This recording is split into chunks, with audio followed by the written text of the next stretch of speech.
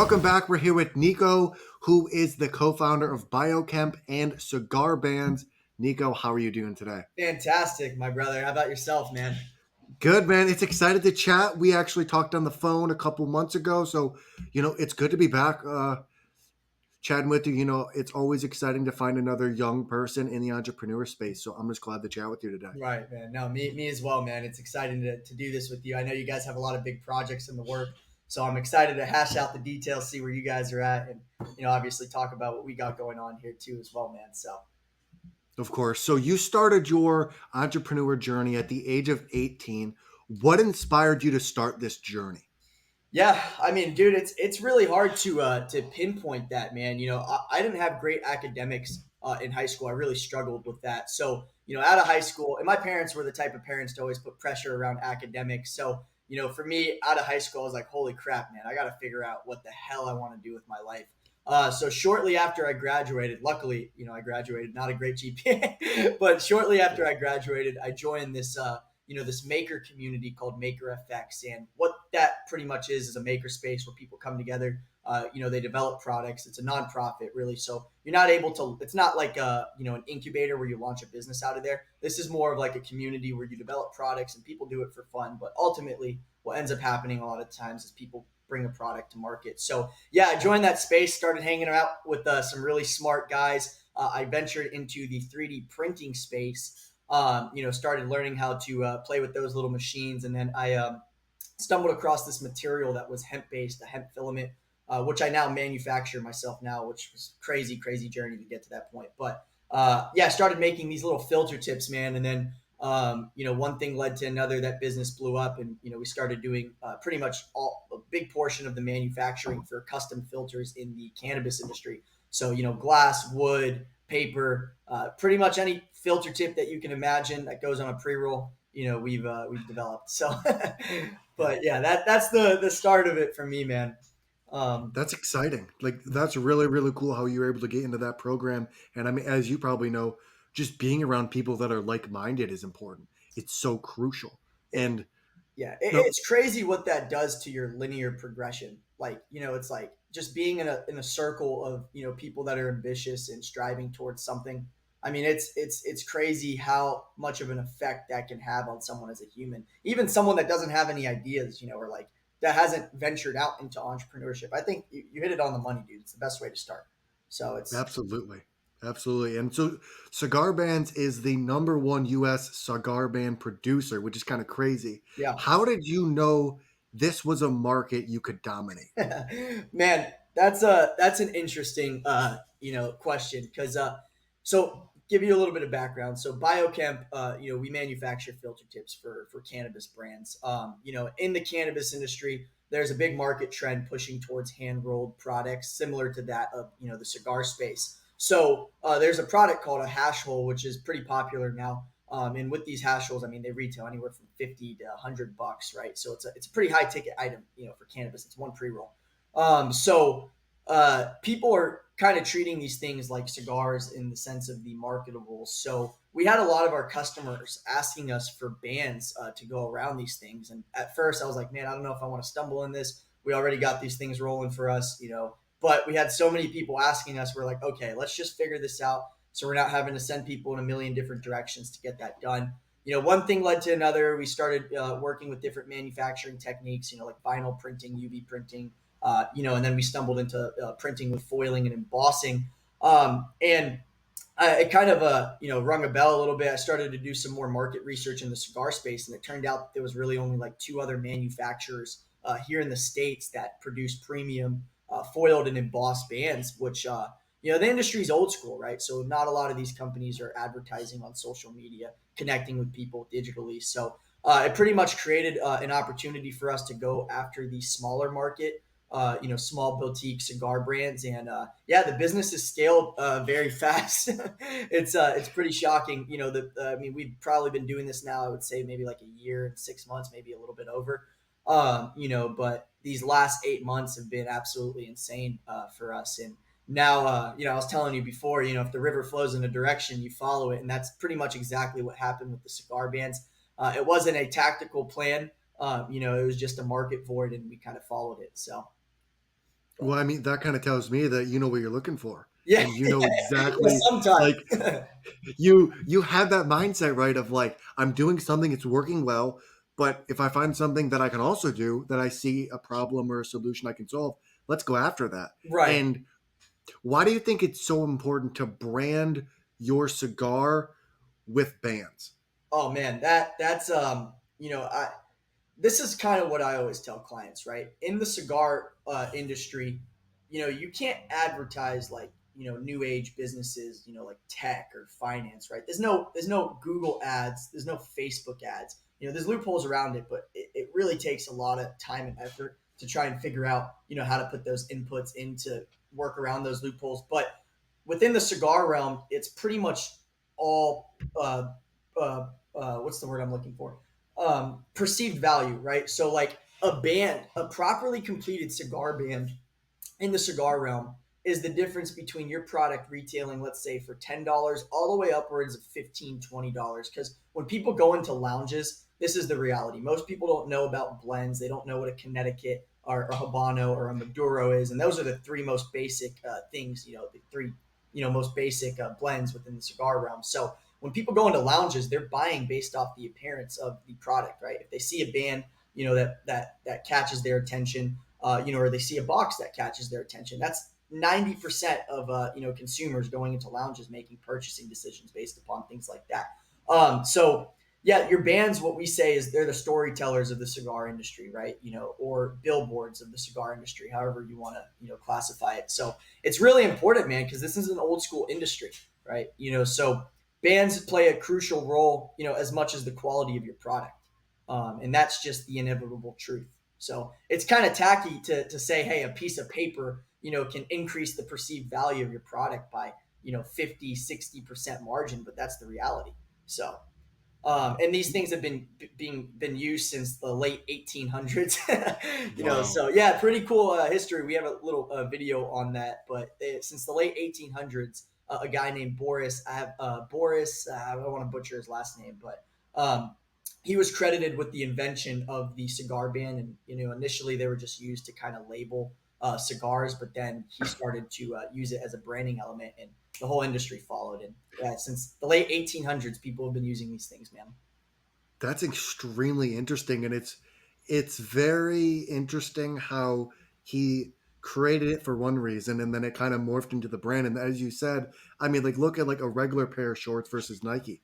I mean, just because it has that Nike swoosh on it, it's flying in price wise. And I think it's the same in the cigar industry. And you guys also have moved recently into the private labeling sector of cigars. Why make this pivot? Oh, great question, man. We do a lot of digital advertising, right? So while the bands are a crucial component to the construction or makeup of a cigar, there's no cigar line without the cigar, itself. So for us, we're getting a lot of interest when people see the bands on social media or through our marketing channels. I mean, they're drawn to it, right? Because we have in-house designers. We do designs free of charge with all orders. So we really try and treat the processes as as rigorous and convenient as possible for our clients, rigorous on our ends. So we were doing these advertisements and people were engaging with the bands, and when we were connecting with our clients, we were like, okay, so where are you within the journey of curating your own cigar line? And we found out a lot of people were reaching out to get their brand started. They want to do the bands first, which realistically, we like to lean in with transparency. You can't start a cigar brand without the cigars. You can't even produce cigar bands without the cigars, because these bands have to be sized to a specific ring gauge, right? So the last thing I want to do for my customer is produce some bands that don't fit their cigars, because they don't even know what their cigars are. So that's kind of how we stumbled now into full private labeling, which is manufacturing the cigars, manufacturing the bands, and manufacturing the boxes. Just because we had people that were so interested in getting their brand started, but they didn't have the ability to source the cigars. The industry is predominantly Latin American ran, so there's a little bit of communication barrier between the leading superpowers for cigars like Dominican Republic and Nicaragua. So yeah, we kind of took matters into our own hands and just kind of threw ourselves, submerged ourselves in the water again, and things have been Yeah. paying off. So and we're Well, I helping mean, our clients. absolutely, and I love how you you didn't just take their money, right? You Right. weren't just like, yeah, we'll do your bands, and Yeah. then you could have shipped it to them, and they'd have been like, oh, it doesn't fit, or so you you not only take the time to take care of your customers, but there's a theme of you seeing a problem, you trying to fix that problem, finding out you can make money from it while also serving your customer at the highest quality, and you then capitalizing on that. Right. And when you also started BioKemp, your product is actually patented with a biodegradable and reusable smoking filter that's made out of hemp Yep. and cornstarch. Yep. How did you come up with this product, especially at the age of, like 18, 19? Yeah, yeah. So, yeah, that patent we got a pretty cool, interesting design patents. And I'll be honest, knowing what I know now about business, and this is for anyone that is interested in developing a product. The patent industry or getting a patented product is a very tricky process, and the reality is, unless you have something that is extremely difficult to duplicate, some sort of pharmaceutical drug, something some piece of nanotechnology, really patents don't hold up, right? So we have a simple design patent, which pretty much is a patent that is on a cylindrical tube with a design on the interior. And we obviously wrote some information pertaining to the blend of material that we use. So yeah, I when I was 18, I thought, once I developed this product, the first thing I had to do was get a patent. So we started to make a little bit of sales, and I was like, "Oh crap, dude, I got to patent this." Like I don't. Yeah, Yeah. that's what they teach you in school, right? When you invent a product, they teach you to patent something, and for certain products, it does work. So yeah, we patented that. I patented the product maybe probably like I was like 19 or 20. And I'll be honest, since then there's been hundreds of people that have come out and replicated our product. You know what I mean? And that's just the reality. It's not a super intricate product where no one can figure out. But now one of the cool things that we ended up doing because we were having trouble with the patenting is we went and manufactured our own hemp material, which took me about that took like 3 years to figure out. And the reason I did that is because the previous company we were sourcing from actually discontinued that product line. So we were in a little bit of a pinch to do that. But now we're the only manufacturer in the US that produces this Wow. hemp material, which is pretty cool. Yeah, I've been kind of like just holding, I haven't even listed the material for sale. I want to because it'll help us control the supply of it. But man, it's just such a big achievement. I'm just kind of just Yeah. sitting on I wish I had a spool back there to show you, but I've just been sitting on it, not knowing what to do. So it's we use it for the tips, but yeah, there might be some bigger plans for that in the future.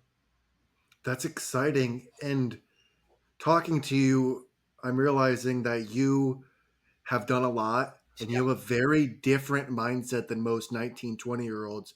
Where did this mindset to just want to continuously evolve and improve yourself, like where did this mindset come from to want to continuously like evolve and to like, innovate, especially at such a young age? yeah. Well, to be completely transparent with you, I think part of it is shiny object syndrome. Which is something later in my business career I've been learning to work around. And really just kind of hone in on one or two things because I definitely, as an entrepreneur in my career, have been the type of entrepreneur to want to bounce around from different ideas and projects, and scaling businesses, as fast as possible. But really, I think what that came from is, my childhood. I was always, into sports. I wasn't good at I wasn't good at academics, but I was always into athletics, and I was always looking at, new sports I could play, whatever. And I was just a hyper ass kid, man. To be completely transparent with you, and I'm still hyper. I just bounce around, I move around. So for me, later in my business career, it's kind of been like, okay, I have all these thoughts, I have all these ideas, but I really need to streamline my focus to work on building one, singular thing. And don't get me wrong, that singular thing could have different components or makeups of the business, but yeah, that's been a difficult thing for me to figure out later in my business career. So I actually have been working now on downsizing Biokemp in my other e-commerce company. Mhm. So really just kind of go in all in on what we have here, at Cigar Bandz and our cigar projects too as well. But yeah, to answer that question, to summarize it, man, I've just always been a very hyper kid, just bouncing around. So it carried into my entrepreneurship career for sure. Yes. And how did you go about choosing the right partner to build a business with? Whew. Man, I was looking, through contracts and things over the last 6 years. I'm 25 now, and I have had so many business partners for different projects, and burnt a lot of bridges. And that's one of the cons of getting into business. You know what I mean? Especially getting into business with friends is sometimes you're gonna end up in places where you don't want to be. So as you get older, as you push further into your entrepreneurship career, it's very important to think, rationally on the type of business partner that mirrors, maybe your weaknesses, because I've had partners where we pretty much share very similar, strengths and communication processes, and it's made working together very difficult. Now, currently, my brother, who's a full-time physical therapist, smartest person I know, a doctor in physical therapy, very analytical, technical person, the complete opposite of myself, right? He's my business partner, which works out great, because in a different world where we may have shared very similar personalities, it might not have worked that well, and it's hard to gauge. Partnerships are like a marriage, right? You're building, business, but that can be an analogy for a baby, right? And there's different parenting tactics, there's different, ways you may want to grow the business. So I like to operate off a concept called idea meritocracy, which is referenced in Ray Dalio's book.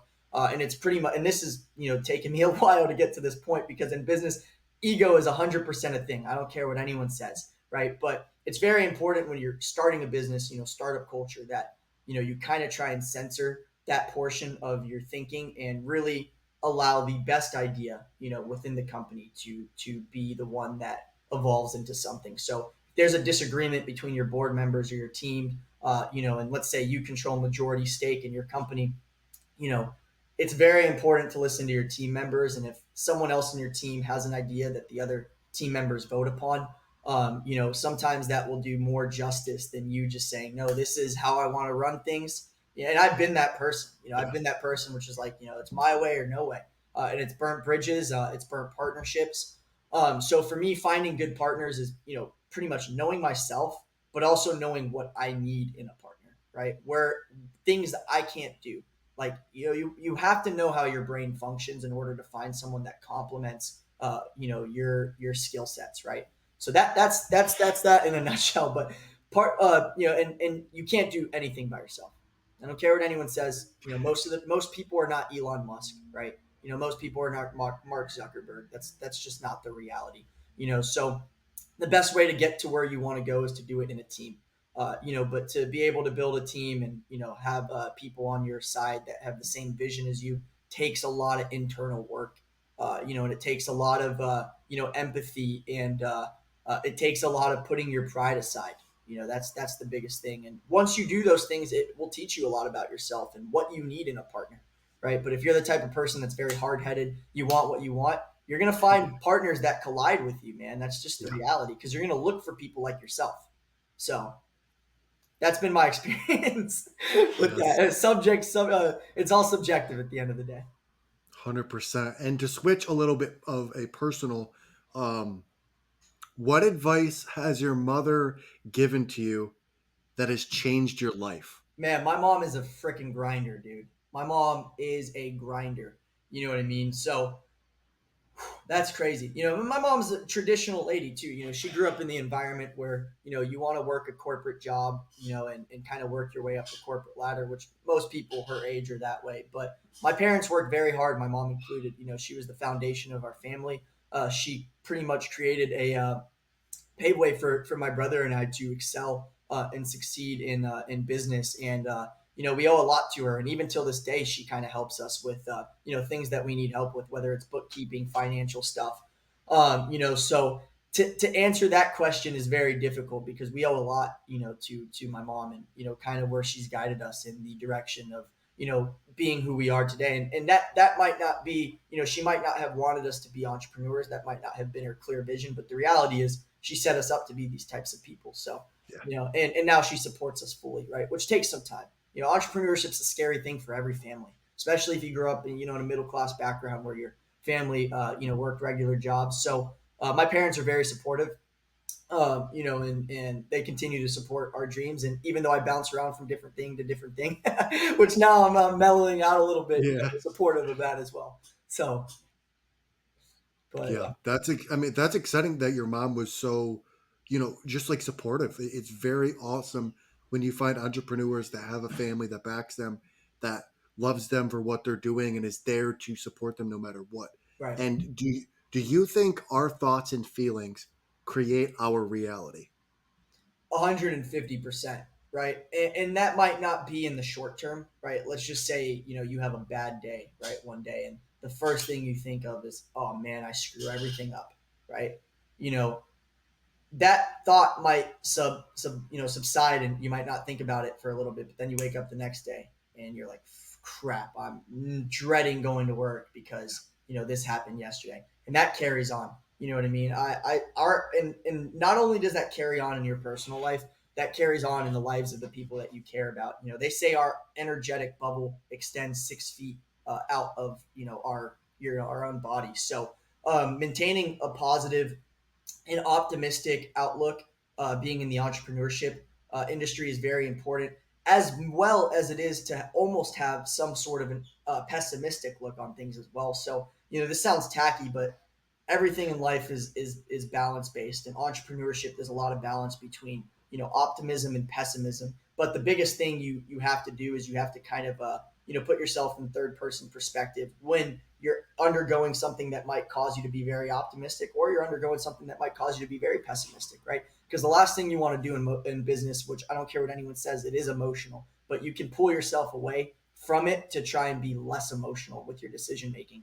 And that's really important, right? Because I've had bad days and I've had good days, I tell people this too as well. A lot of people, that want to get into entrepreneurship, I say entrepreneurship, and this is the pessimistic side. Entrepreneurship is like an addiction, right? You have very high highs and you have very low lows, right? So if you're going to pursue a career in entrepreneurship, you have to know how to find a balance between those. Otherwise, you can end up, not being the person you wanted to become when you got Yeah. started in the first place. So yeah, that's a great question, man. I thought that's something I I think about a lot, because there's days, man, where but then there's days Yeah, where things are great. So absolutely. I have two more questions. yeah, If you could have dinner with two people, one person from the past and one person from the present, who would it be and why? yeah, man. One person from the past and one person from the present, huh? Yes. Well, yeah. So probably from the past, man. This is going to take you guys a little journey. So my business partner and closest friend, pretty much a brother to me, passed away.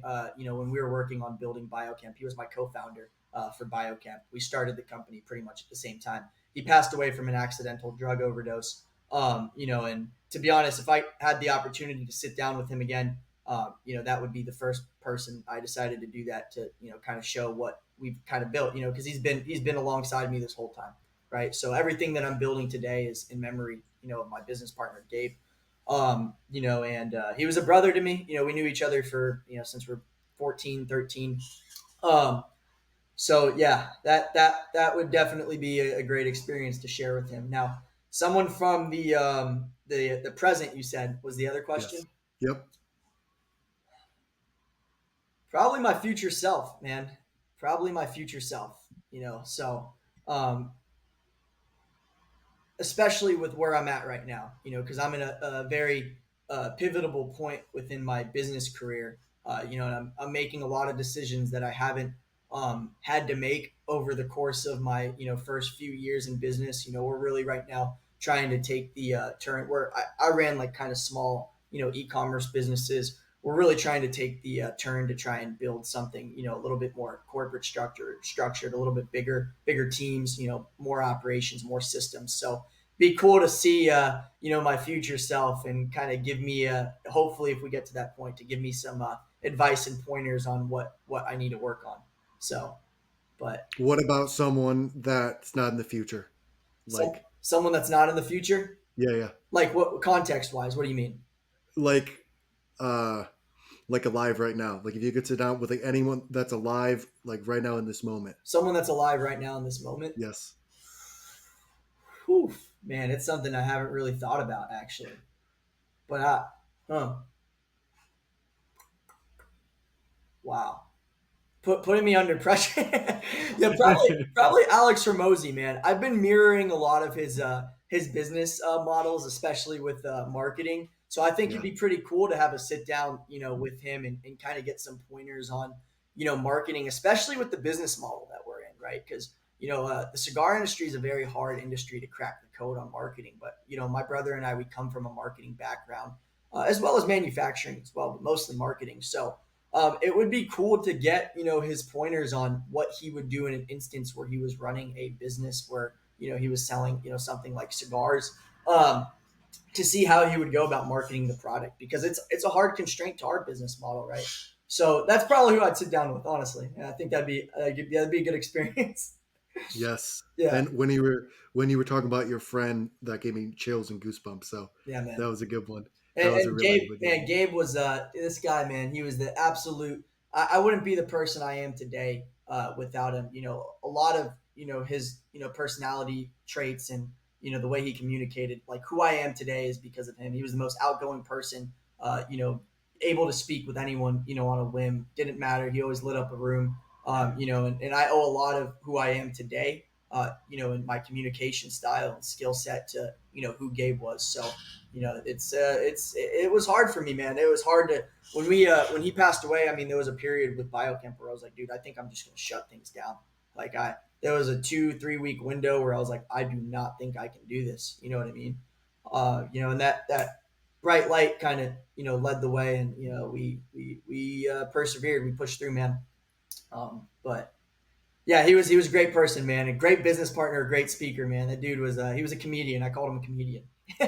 So I love it. I yeah. love it. That's awesome. I have one more question. Why did you decide to partner with us and offer the discounts? Yeah, well, I'll be honest, man. I like what you guys are doing. I think your model is extremely strategic. I think your ability to network with people and pretty much do what you did with me. You caught me in one of my busiest times. You know what I mean? And I don't answer a lot of messages and calls, but something about your guys' concept and also how you guys are bringing to market. I thought that was unique in a sense, because like I was telling you at the beginning of this call, you and I do businesses pretty different. I'm freaking like, I get a product or service. I'm like, all right, I gotta, do whatever I can. And you're very strategic, and you're like, you're the portion that I need of myself that I don't have. So I just liked your guys' approach to business, man. It was very cool. And I always find it very interesting how people can, become so successful and have so many different strategies on how, they operate, or how they, collect themselves on business thinking. And yeah, I thought it was really cool. Even this podcast, man, like how you guys are setting this up before launch. I love it, dude. I love what you guys are doing. And I think what you guys are doing is going to really succeed and excel. So I'm excited to be a part of it, man, during the beginning stages. I'm excited to see what you guys do in the coming years. So Yes, man. I mean, we appreciate you, dude. The trust that you put into us to partner with us and be on this podcast and offer discounts before we even launch anything. It just means a lot to us, and we appreciate our partners who are here supporting us before we even launch. So, thank you for the kind words. And that's all the questions I have. Niko, how can people find you, and what is one thing you want to leave people with? yeah. All right. Well, if you guys you want, you can. My personal Instagram is Niko San Pedro, Niko, and then San Pedro, Sanpedro. But our business is Cigar Bandz, and that's Cigar Bandz with a Z. So if you're ever looking at starting a cigar line or a cigar brand, you guys know where to find us. Now, if there's one thing that I could leave, the audience, especially people that are just looking to get started in entrepreneurship. Maybe you're at a point in your life where you're tired of working your day-to-day job, and you want to take the leap of faith to push into business. This is what I always tell people, right? Motivation is something that they sell us, you know what I mean, to keep going, right? But when you get into the world of business, the only thing that matters is discipline and perseverance, right? You're not going to wake up every day motivated to do what you want to do. It's not the reality. Maybe the first 6 months, the first 8 months, but once that clock starts ticking and you start having people hitting your phone up, asking for requests, asking for, just you have a team that you have to manage. The only thing that's going to keep you going, guys, is discipline and those the development of the habits that will cause you to continue to push forward in the future as well. So that's what I would say. Just make sure if you get into business, you are disciplined. You know what I mean? You're willing to wake up every single day and do what you have to do, even if your body tells you no. So that's it. Yes. Great advice, Hopefully man. that I love helps. it. Well, Niko, thank you so much for coming on, man. It's just great to reconnect, dude. And it was a great conversation. And as always, I appreciate you and thank you so much. Yeah, man. Thank you so much for having me, and I'm looking forward to watching your guys' future podcast, man, as well. So appreciate you, Yes, brother. sir. Yep. Thanks, man. Take it easy.